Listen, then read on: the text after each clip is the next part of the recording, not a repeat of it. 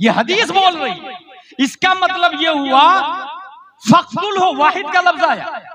इससे गुलाम जिलानी अज़हरी ये इस्तिदलाल करता है कि उम्मत मुहम्मदिया के आखिरी लोग बाकी हो, आखिरी लोग, और दुनिया का आखिरी दिन बाकी हो, लड़ाई जारी रहेगी, जीतेंगे मुसलमान, मस्जिद अक्सा हमारे अंडरटेकिंग आ जाएगी।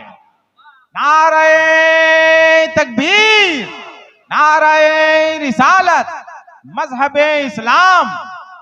आखिरी दावा इजराइल का, Arab should apologize for the war that have started with Israel।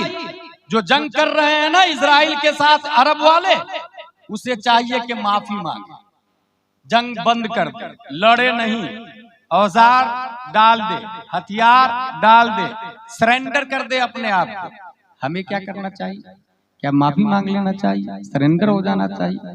Quran बोलता है वला तहसबन्नल्लज़ीना क़ुतिलू फ़ी सबीलिल्लाहि अमवाता बल अहया इंद रब्बिहिम युरज़क़ून। सरेंडर नहीं होना, लड़ना है अपने हुकूक की बाजियाबी के लिए, अपने जमीन के तहफ़्फ़ुज़ के लिए, अपनी मस्जिद की हिफाजत के लिए लड़ना है। अगर जीत गए तो अर्तुरुल गाजी है, और हार गए तो दुनिया की जिंदगी खत्म होगी, रब की बारगाह में हमारी जिंदगी शुरू हो जाएगी। और युरज़क़ून का तेवर बोलता है कि अपने रब की बारगाह में हम खाएंगे भी, पिएंगे भी, पहनेंगे भी, दुनिया की जिंदगी से करोड़ों दर्जा अफजल व आला जिंदगी रब की बारगाह में होगी। लिहाजा अपने हुकूक के लिए लड़ना टेररिस्ट नहीं, फ्रीडम फाइटर है। तौहीद और रिसालत के शहदाई अल्लाह तबारक व तआला ने हम लोगों को इस्लाम में पैदा किया। इस वक्त, और ये आज से नहीं, WTC के बाद से बाज़ाब्ता टारगेट किया गया कि टेररिस्ट है मुसलमान, टेररिस्ट है, टेररिस्ट है। क्या ये सही है? तो मेरा एक सवाल है दुनिया के चैनलों से, who started first world war? Not Muslim. Who started the second world war? Not Muslim. Who killed 6 million Jews in Holocaust? Not Muslim. Who killed about 20 millions of Aborigines in Australia? Not Muslim. Who set the nuclear bombs of Hiroshima and Nagasaki? आज 7 अक्टूबर को 5000 rocket 20 minute में अपने हक की बाजियाबी के लिए fire करने वाले टेररिस्ट है। तो फिर ये न्यूक्लियर बॉम्ब जिन्होंने फायर किया और जिन्होंने दागे, ये कौन है? Who killed more than 100 millions of Indian in North America? Not Muslims. Who killed more than 50 millions of Indian in South America? Not Muslims. Who took about 180 million of African people in slaves, and 88% of them died and were thrown overboard in Atlantic Ocean? Not Muslim. So first of all, you will have to define terrorism properly. If a non-Muslim does something bad, he is tried, he is not terrorist. But a Muslim commits the same thing, he is terrorist. Remove this double standard, then come to the point. I don't know any terrorist. I don't know any Osama. I am follower इमाम आज़म Abu Hanifa. Jail में रह के जहर से इंतकाल हो गया, क्या वो टेररिस्ट हो सकते हैं? I am follower इमाम अहमद बिन हम्बल। 28 महीने जेल में एक मसाला की खातिर रहे, कभी बादशाह वक्त से बगावत नहीं किया, औजार नहीं उठाया, क्या हम टेररिस्ट हो सकते हैं? आई एम फॉलोवर शमसुल अइम्मा सरखसी, 12 साल जेल में रह के दीन की खिदमत करते रहे, खाकान बादशाह के खिलाफ औजार नहीं उठाया, क्या हम टेररिस्ट हो सकते हैं? आई एम फॉलोवर मुजद्दिद अल-फसानी, 7 साल जेल में रह के इस्लाह का काम किया, अमन शांति का काम किया, बादशाह के खिलाफ ऐलान जंग नहीं किया, क्या हम टेररिस्ट हो सकते हैं? हमारा कुरान बोलता मन क़तल नफ्सन फकअन्नमा क़तलन नास जमीआ, वमन अहयाहा फकअन्नमा अहया अन्नास जमीआ। एक इंसान का कत्ल करने वाला रुए जमीन के इंसानों का कातिल है, एक इंसान का। मैं पूछना चाहता हूं यजुर्वेद से, ऋग्वेद से, महाभारत से, 18 पुराण से, अमेरिका से, टर्बन से, लीबिया से, तूनुस से, जजायर से, एशिया से, यूरोप से, बर्तानिया से, है तुम्हारे पास है किसी कोई थ्योरी तो बताओ। तुम जिस मजहब को टारगेट करके टेररिस्ट कह रहे हो, उस मजहब की बुनियाद में 1400 साल पहले अल्लाह ने यह कानून नाजिल कर दिया था, एक इंसान का कत्ल करने वाला रुए इंसानियत के, रुए जमीन की इंसानियत का कातिल है, और एक इंसान को बचाने वाला पूरी इंसानियत को बचाने वाला है। मन कतल नफ्सन फकअन्नमा कतल अन्नास जमीआ व मन अहयाहा फकअन्नमा अहया अन्नास जमीआ।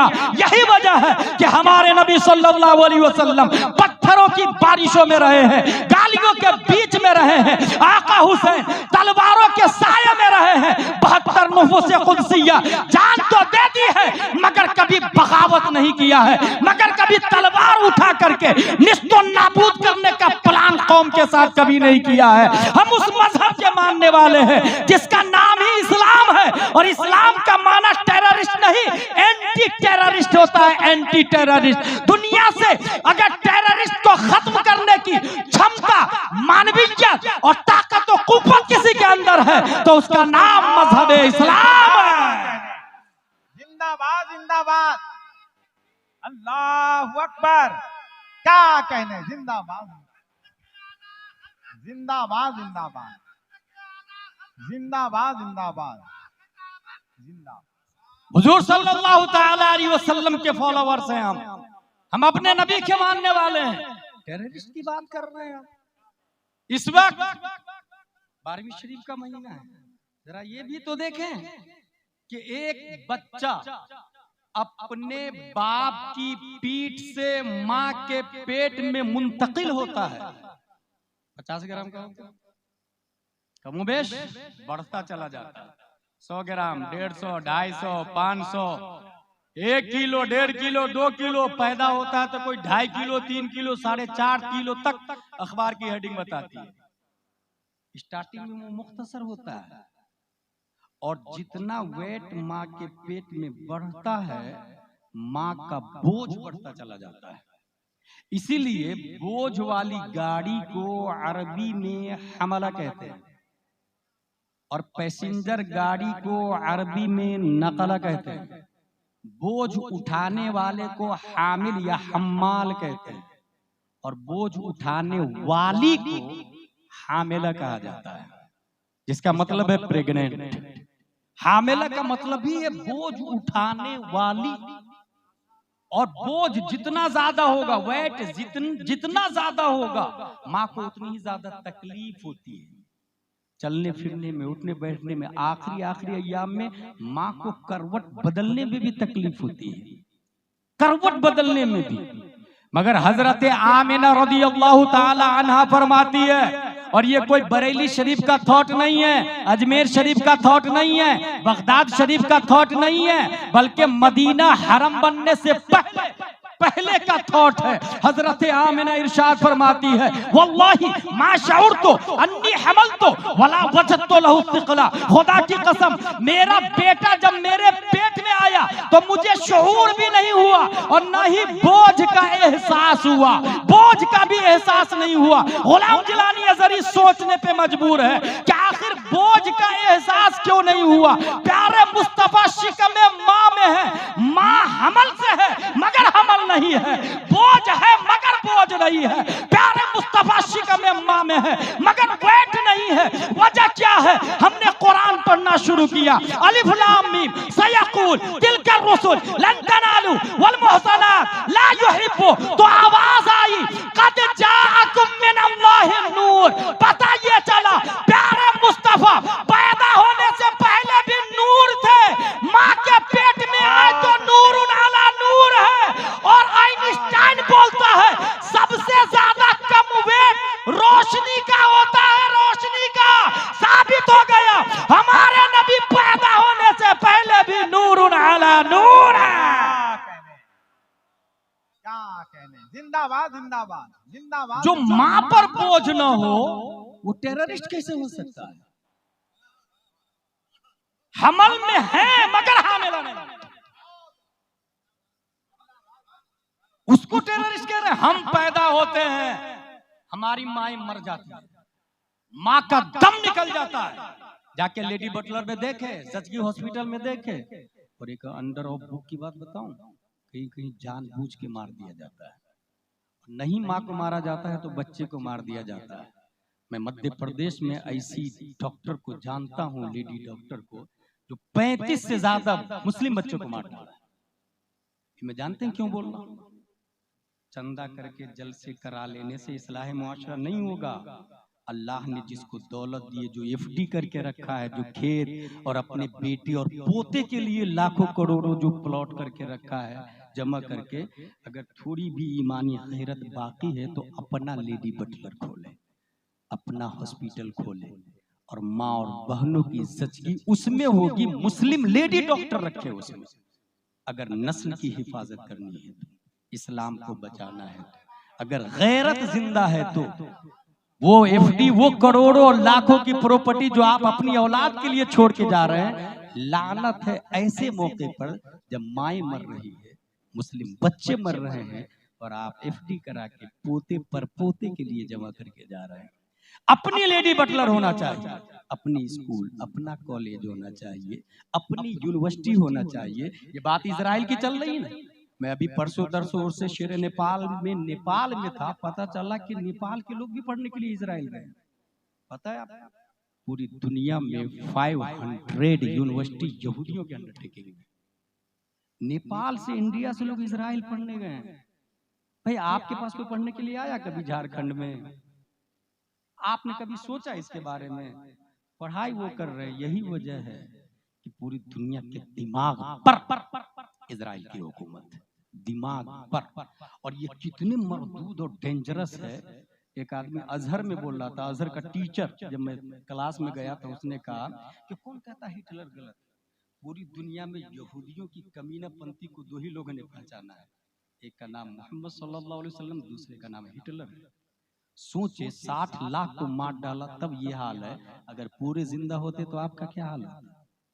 बहुत खतरनाक होते हैं वो। उसकी थ्योरी में लिखा हुआ है कि यहूदी के अलावा जितने लोग हैं दुनिया में, ये सब जानवर हैं और जानवरों की तरह ट्रीटमेंट करना चाहिए। जिस तरह हम लोग बैल पालते हैं ना, बैल या कुत्ता, उसको टुकड़ा देते हैं और काम लेते हैं, या बैल को खाना देते हैं और हल जोतवाते हैं, उससे काम लेते हैं, ऐसे ही पूरी दुनिया यहूदी के अलावा जानवर है। उसकी थ्योरी में सबसे काम लें, पैसे का मालिक वही होगा पूरी दुनिया में।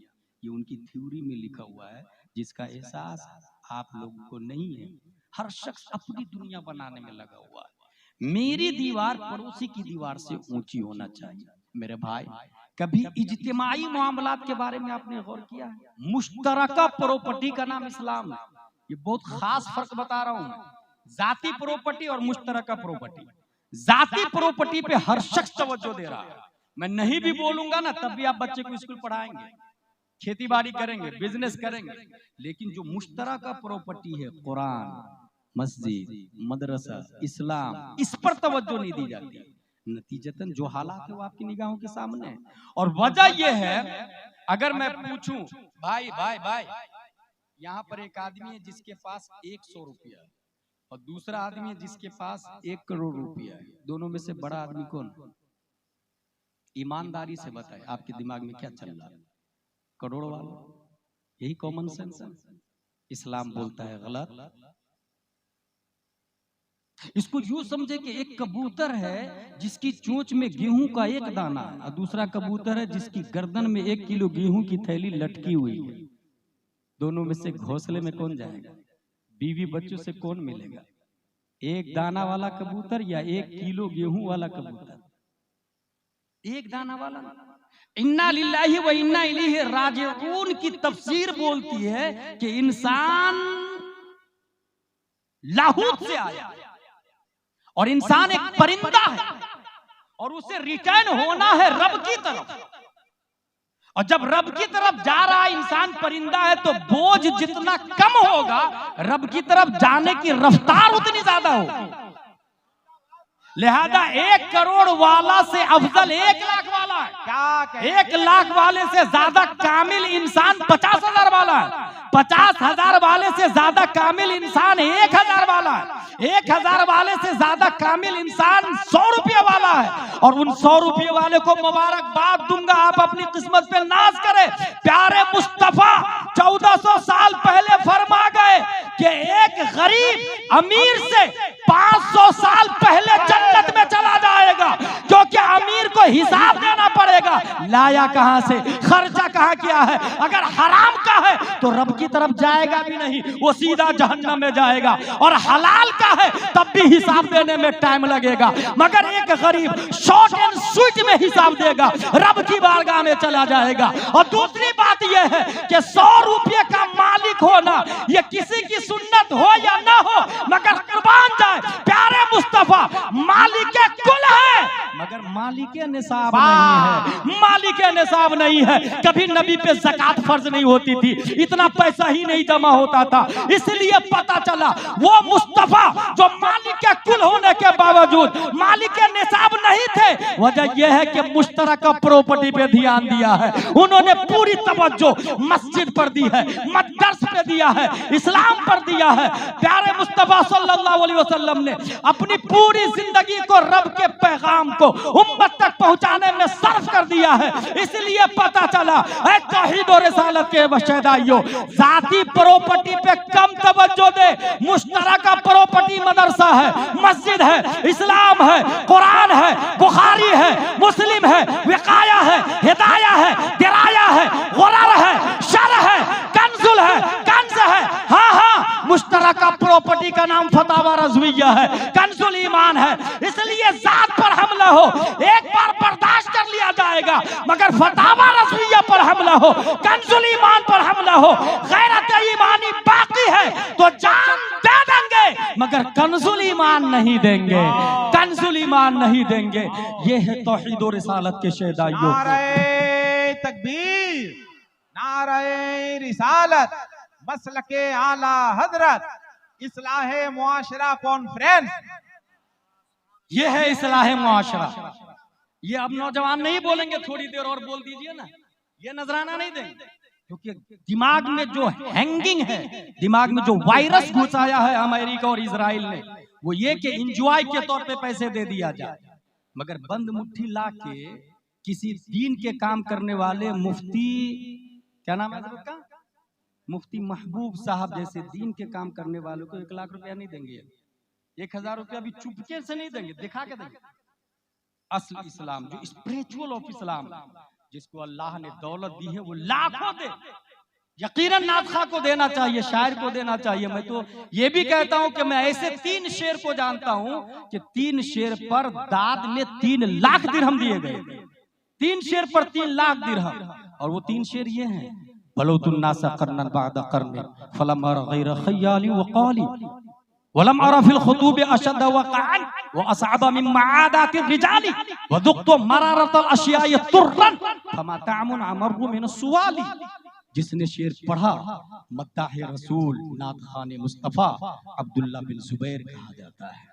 और जिसने 3 लाख दिरहम दिए थे अमीरुल मोमिनीन हजरत अबू बकर, हजरत उमर, हजरत उस्मान, हजरत अली रज़ियल्लाहु ताला अन्हुम, अजिल्ला सहाबा जिन्होंने कुरान लिखा, उन्हीं में एक सहाबी है हजरत अमीर मुआविया रज़ियल्लाहु ताला अन्हु। 14 सहाबा ने कुरान लिखा, उनमें से एक अमीर मुआविया। 3 लाख दिरहम इन्होंने दिया। ये बात इसलिए कर दिया हूं मैं कि ये तरीका छोड़ें कि नौजवानों की वजह से इस्लाम नहीं चल रहा, ये जलसे को बर्बाद कर देते हैं। कहीं कहीं पढ़िए, असल मसले को नहीं समझते हैं।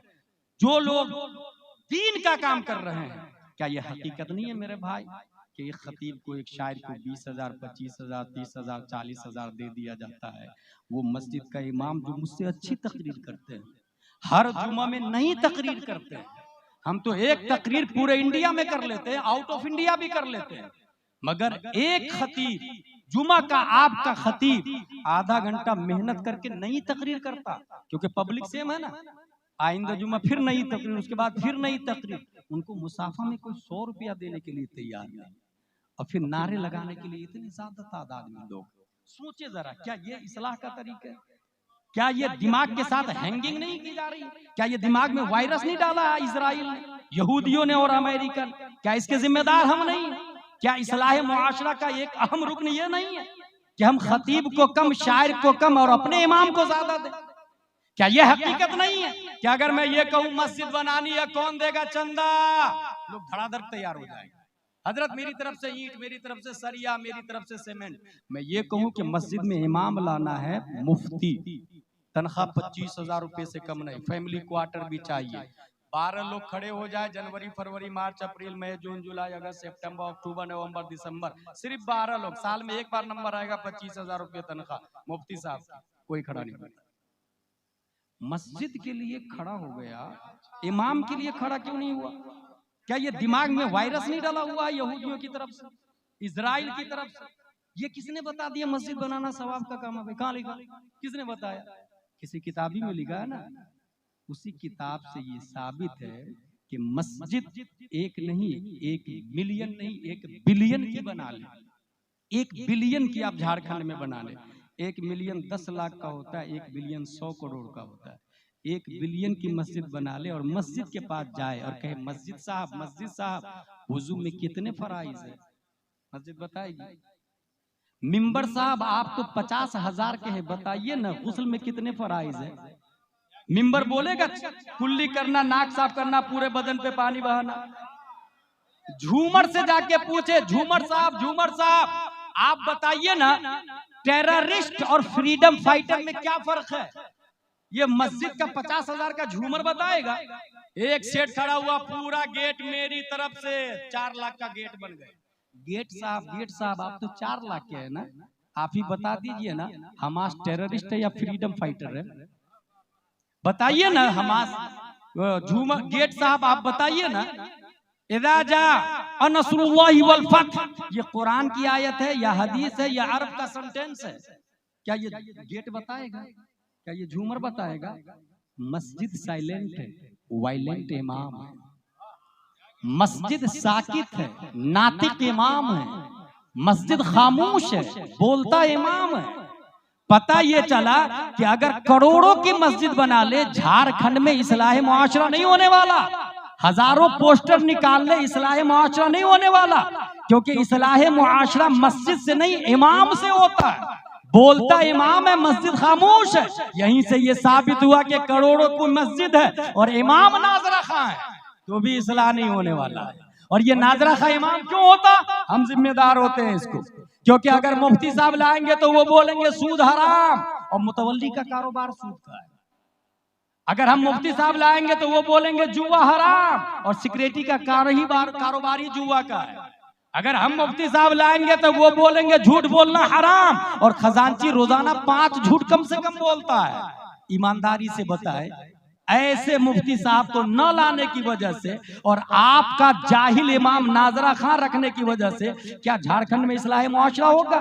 तौहीद और रिसालत के शहदाइयों, पता यही चला, कितनी भी महंगी मस्जिद बना ले, इनकलाब मस्जिद से नहीं आता। और अगर मस्जिद खजूर की शाख, तना और पत्तियों से बनी हुई हो और इमामुल अंबिया हो, तो मुक्तदी अबू बकर पैदा होते हैं, उमर पैदा होते हैं, तलहा, जुबैर और हंज़ला पैदा होते हैं। और उसी मस्जिद में एक बच्चा पढ़ने जाता है तो बाबुल इल्म शेर खुदा हैदर कर्रार पैदा होते हैं। इसको कहते हैं इस्लाह मुआशरा। क्या लम्हे फिक्रिया है, इसको कहते हैं काम, मेरे भाई। और ये कोई नहीं बोलेगा आजरी साहब बहुत अच्छी तकरीर करके गए, ना, जिसने बोला वो पूरे जलसे पे पानी फेर दिया। अमल करेंगे वो आज रात। अपनी मस्जिद के इमाम साहब अगर नाजरा खां है तो मुफ्ती लाए, 2 इमाम रखे।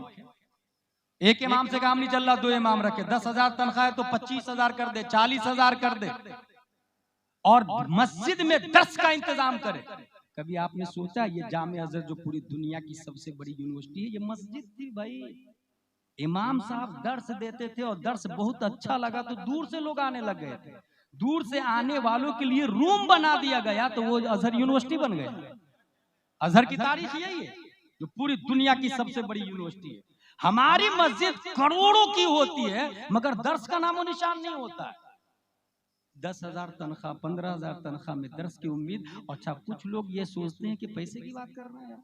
मेरे भाई, हदीस शरीफ में दीन दीनारो दिरहम से चलेगा, और क्यों न हो, नबी ने फरमाया, इसलिए दीन को दीनारो दिरहम ही से चलाएं, दीनारो दिरहम ही से चलाएं। अच्छा दीनारो दिरहम दे, अच्छा ये मामला है। दुनिया के हर मामलात में अगर तवज्जो है दीनारो दिरहम की वजह से, तो इमाम साहब पर क्यों नहीं तवज्जो, मदरसे पे क्यों नहीं तवज्जो?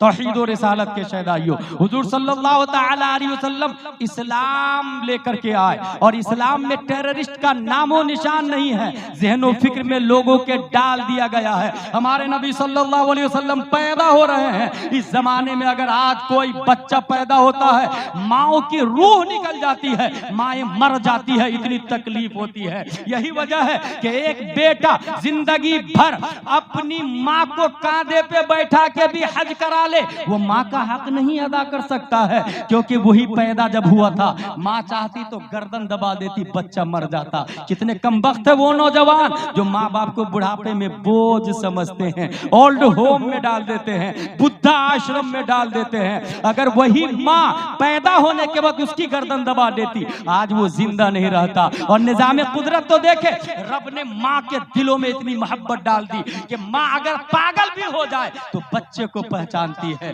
सलीका उसे है दूध पिलाने का, क्योंकि अगर अक्ल चली जाए तो वो जानवर की तरह हो जाती है। और जानवर भी अपने बच्चे को पहचानता है, प्रोटेक्टिंग करता है, हिफाजत करता है। क्या आपने मुर्गी को नहीं देखा अपने 10-20 चूजे की बात से हिफाजत करते हुए? क्या आपने मछली को नहीं देखा अपने बच्चे की हिफाजत करते हुए? अगर साहिल समंदर जाए, मछली अपने बच्चों के साथ घूम रही हो, आपको देखकर सीधा नीचे जाती है, बच्चों को साथ में लेके चली जाती है। क्या जंगल में भैंस को नहीं देखा आपने? क्या दुनिया में झारखंड में आपने गाय भैंस को नहीं देखा अपने बच्चे की प्रोटेक्टिंग करते हुए? ये कहां से आया? ये मिन जानिबिल्लाह रहम कहां से आया? अल्लामा कमरुज़्ज़मा आज़मी की एक बात याद आ रही है। उन्होंने 25 साल पहले एक मानाखेज सेंटेंस कहा था, ये जो मुर्गी के दिल में, ये जो मुर्गी के जिस्म में रहम डाला गया है, ये रहमत आलम का सदका है।